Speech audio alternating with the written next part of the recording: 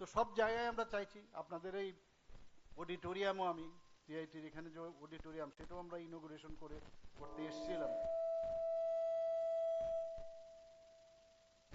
এবং আজকে এখানে যখন বসছিলাম আমাদের সেক্রেটারি মহোদয় বলছিলেন যে এখানে অডিটোরিয়ামটা সুন্দর, কারণ কারোর মানে দেখবার জন্য অসুবিধা হয় না।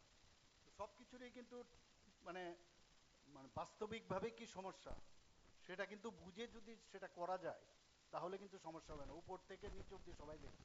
আদারওয়াইজ যদি একটা ফ্ল্যাট হতো তাহলে কিন্তু একবার বাঁ দিকে ডান দিকে ইত্যাদি করে দেখতো। তাই আমি কালকেও সেখানে বললাম যে আপনারা ভালো করে বুঝে নিন, পড়ার পরে ভাঙাভাঙি না, আগের থেকে বুঝুন কি করতে হবে এবং তার প্র্যাকটিক্যাল প্রবলেমগুলো মাথায় রেখে করুন। ডেন্টাল কলেজের আপনারা জানেন মাত্র 7 মাসের মধ্যে আমি ডেন্টাল কলেজ ত্রিপুরাতে ডেন্টাল কাউন্সিল অফ ইন্ডিয়ার সাথে কথা বলেছি, মাননীয় প্রধানমন্ত্রীজি নিজে এসে সেটা উদ্বোধন করবেন। ত্রিপুরাতে dental college, government dental college, তাও 50 সিটের, এবং সেটা এবার আরও 13টা সিট বেড়েছে, 63 সিট বেড়েছে। তো সেখানেও আমি বলেছি যে ডোনার মিনিস্ট্রি থেকে আমাদের প্রায় 202 কোটি টাকা দিয়েছে। আমি বললাম যে কোনো জায়গায় আগের থেকে বুঝতে হবে যে কোন জায়গায় ল্যাব হবে, কোন জায়গায় কটা চেয়ার বসবে, কোন জায়গায় আমাদের ফ্যাকাল্টি বসবে। এটা যেন পরেই না হয় রুম নেই এরকম যেন না হয়। আগেই ভাবতে হবে যে আমাদের 4 বছর পরে ওখানে যদি পোস্ট গ্রাজুয়েশন হয়, পোস্ট গ্রাজুয়েটদের জন্য কি কি আগের থেকেই আপনার প্রভিশন রাখতে হবে। এই যে একটা চিন্তা ভাবনা, তাহলেই গিয়ে কিন্তু সম্ভব হবে।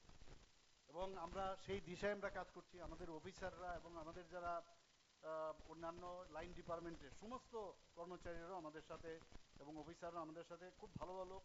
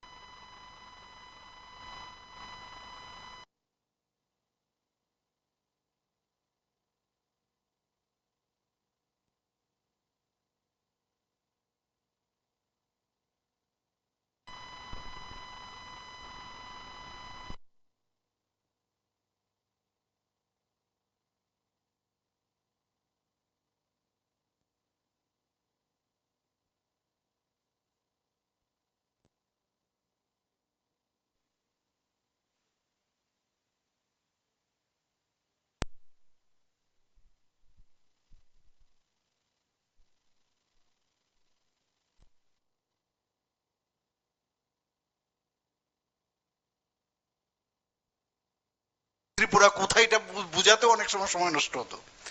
আমি এইমসে যখন যাই, মাঝে মাঝে গেছি কোনো এক কাজে, অনেক প্রফেসর এসে বলছে ফটো তুলবো মুখ্যমন্ত্রীর সাথে। কি ব্যাপার? বলে আমি তো ত্রিপুরার। তো এখানে কেন, এখানে বসে আছো, আগরতলা আমাদের অ্যানেস্থেসিওলজিস্টের দরকার, চলে এসো। তো ওরা সুযোগ পায়নি। ত্রিপুরার ছেলেমেয়ে বহু জায়গায় বিদেশে ভালো ভালো এফডিএস এফআরসিএস এসব বহু লোক আছে। ত্রিপুরার ট্যালেন্টের অভাব নেই। এই সরকার, এমন একটা সরকার এসছে এখন ত্রিপুরাতে এবং ভারতবর্ষে মাননীয় প্রধানমন্ত্রীজির আশীর্বাদে, যে আগামী দিন প্ল্যাটফর্ম আমরা দেব বিভিন্নভাবে ছাত্রীদের জন্য। এখানে ক্যারিয়ার গাইডেন্স প্রোগ্রাম এখানে রেখেছে, এই বিষয়ে কথা বলেছে। National skill development corporation academy, তাদের যে কোর্স এখানে রাখা হয়েছে, এর মধ্যে জিএসটি, এবং জিএসটি আমরা নিজেরাই বুঝি না। এখন যারা স্টুডেন্ট আছে ওরা যদি জিএসটি সম্পর্কে আইডিয়া হয়ে যায়, অল্প মানে স্কুল অবস্থায় বা কলেজ অবস্থার মধ্যে যদি আইডিয়া হয়ে যায়, তো আমরাই তো যাব ওদের কাছে বুঝতে। তো একটা বাড়তি এদের একটা কিন্তু আর্থিক ভাবে তারা কিন্তু অনেক বেশি সুযোগ সেটা নিতে পারে ওরা। আয়কর ফাইলিং, যেটা আমাদের সেক্রেটারি মহোদয় বলেছেন, সাইবার সুরক্ষা, ওয়েব ডিজাইনিং, অদ্ভুত সব সুন্দর সুন্দর জিনিস, 2D অ্যানিমেশন। তো এগুলো নিয়ে সিরিয়াসলি নিতে হবে। বললাম আর করলাম আর চলে গেলাম, আমরা 50 কোটি টাকা রেখেছি, সব ঠিক আছে, কিন্তু এটাকে খুব সিরিয়াসলি নিতে হবে। যে কাজটা আমি শিখবো সেটা প্রপারলি যেন আমরা শিখতে পারি। এর মধ্যে আরো কিছু অ্যাড করা যায় কিনা, হাতের মুঠোয় এখন সবকিছু আছে, খালি একটা টিপ দিলেই সে সবকিছু জানা যায়। যা শেখাবে এখানে এনএসডিসি একাডেমি, পাশাপাশি নিজেরও তার মধ্যে অ্যাড করে আরো কিছু করা যায় কিনা নিশ্চয়ই সেটা করবে। কমিউনিকেশনের অনেক সময় প্রবলেম হয়, সেই কমিউনিকেশনের প্রোগ্রামও এখানে রাখা হয়েছে। ইংলিশ ই রাখা হয়েছে, ইংলিশ, এমপ্লয়েবিলিটি অ্যান্ড এন্টারপ্রেনারশিপ।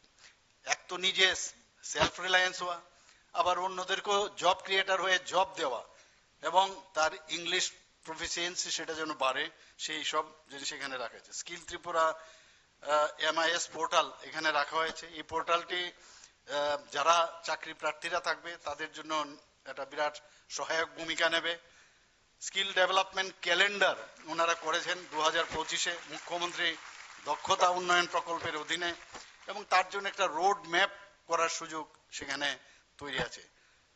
এবং লাইভ ড্রোন, আজকে গীতেজি বলছিলেন যে মাননীয় প্রধানমন্ত্রীজি বারবার বলছেন যে ড্রোন দিদি আমাদের বানাতে হবে। তো ড্রোন দিদি এখন তো আমাদের এখানে লাখপতি দিদি প্রধানমন্ত্রীজির কারণে প্রায় 91,000 ত্রিপুরাতে লাখপতি দিদি হয়েছে। তো আগামী দিন আপনাদের এই ইনস্টিটিউশনে হোক না এই ড্রোন দিদি, তো আপনারা সেই কাজটা, আপনারা সেই ভারটা নিন আপনারা, এবং এখান থেকে শুরু হোক। আমরাও মাননীয় প্রধানমন্ত্রীজিকে দেখাতে পারবো যে TIT-র মধ্যে ড্রোন দিদি আমরা এতজনকে বানিয়েছি, এবং তারা ফার্মিং থেকে আরম্ভ করে বিভিন্ন জায়গায় স্প্রে থেকে আরম্ভ করে সব কাজ ওনারা করতে পারবেন।